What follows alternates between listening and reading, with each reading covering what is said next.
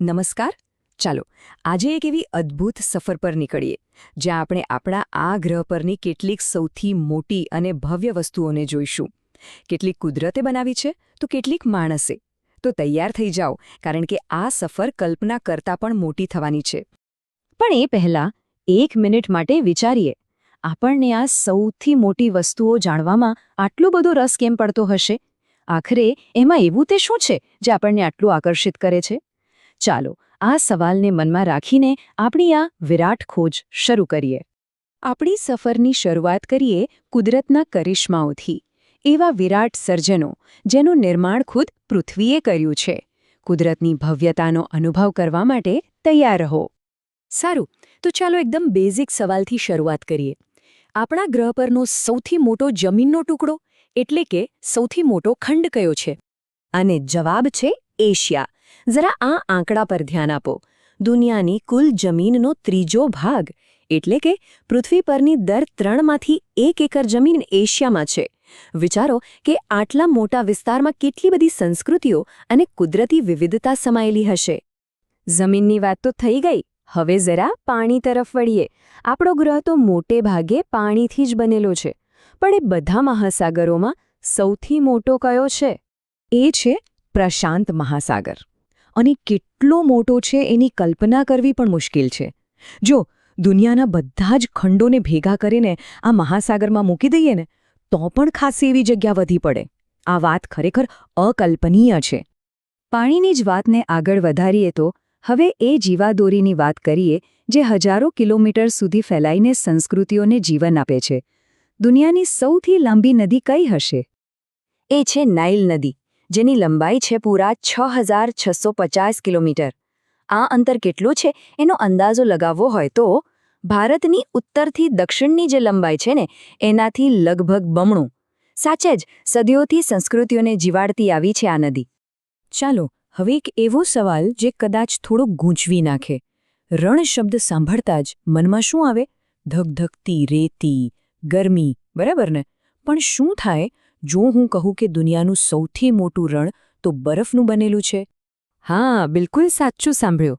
તે છે Antarctic polar રણ. અહીં સમજવાની વાત એ છે કે રણની વ્યાખ્યા ગરમીથી નહીં પણ વરસાદના અભાવથી થાય છે.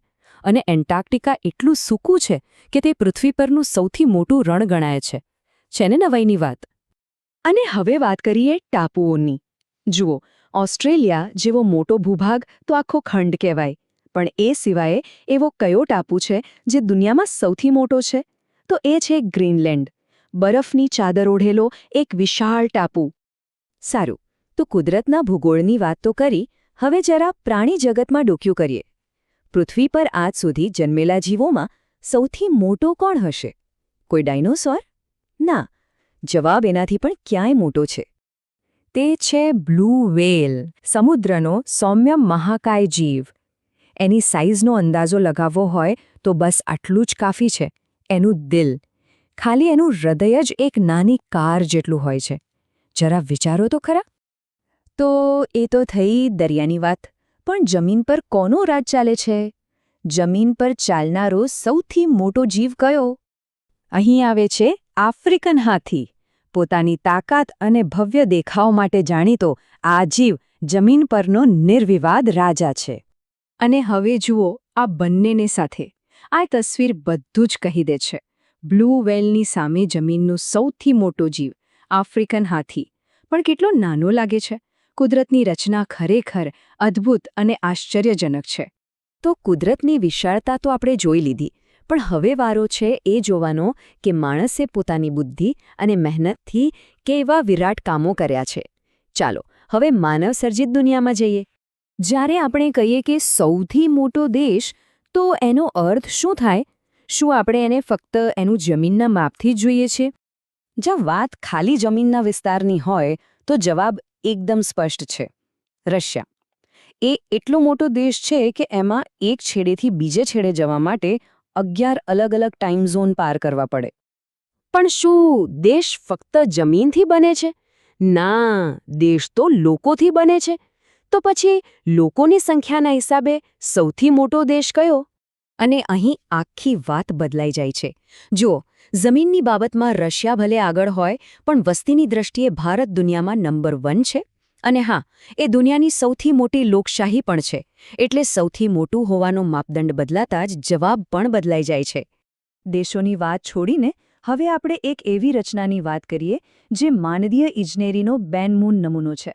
માણસના હાથે બનેલી અત્યાર સુધીની સૌથી મોટી એક જ રચના કઈ છે? અને એ છે ચીનની મહાન દિવાલ. આ ફક્ત એક દિવાલ નથી. આ તો હજારો કિલોમીટરમાં ફેલાયેલો ઇતિહાસ છે, મહેનત છે અને માનવીય સંકલ્પનું જીવંત પ્રતીક છે. તો આપણે કુદરતના અને માનવીય બંને પ્રકારના વિરાટોને જોયા. પણ આ બધી મોટી મોટી વસ્તુઓ જોઈને આપણને શું સમજાય છે? આપણે એશિયાનો વિસ્તાર જોયો, બ્લુ વેલની વિશાળતા જોઈ અને ચીનની દિવાલની ભવ્યતા પણ જોઈ. પણ આ બધું જોયા પછી એક સવાલ મનમાં રહી જાય છે કે શું સૌથી મોટું હોવાનો મતલબ હંમેશા સૌથી સારું પણ થાય છે? આ સવાલ પર વિચારવા જેવો છે, ખરું ને? ચાલો, આ વિચાર સાથે જ આજની વાતને અહીં પૂરી કરીએ.